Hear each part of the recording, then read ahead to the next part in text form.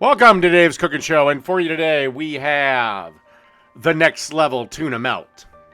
Alright, as you can see in a bowl, the tuna is from 3 5-ounce cans of tuna that I drained. To be specific, the tuna was in water. I know some people prefer oil, but I always think that tuna gets way too greasy.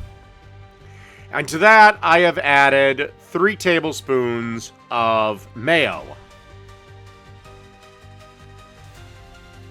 And then we want to add 2 tablespoons of diced red onions. And then we want to have 3 tablespoons of dill pickle relish. Or just chop up dill pickles. I just went with this.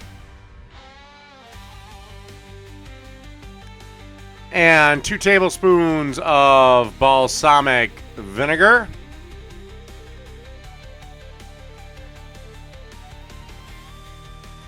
Then grab your spoon and mix everything around till everything is well combined.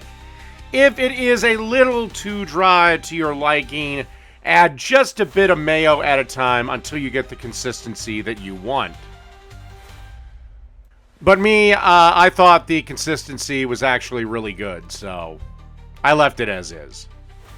Alrighty, let's start assembling the sandwich. As you can see here, I've put mayonnaise on both sides of the bread.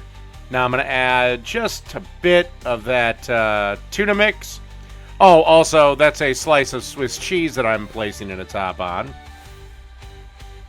And then I'm going to add a slice of Munster cheese. Put the one side on top. And then place butter on the top piece of bread. And then place this on a griddle that's been up to medium heat. Alright, as you can see here, I've got the bread griddling, a couple of minutes aside, and then I'm going to butter, of course, the other side. And then basically give this a couple of minutes each side, and should be good. Alright, and time for a little flip.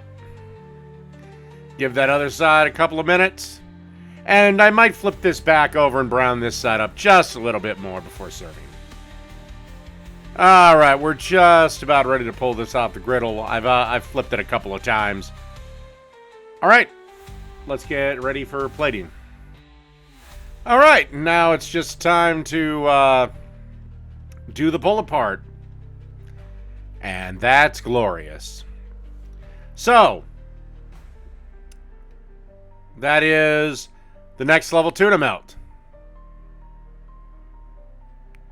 Done.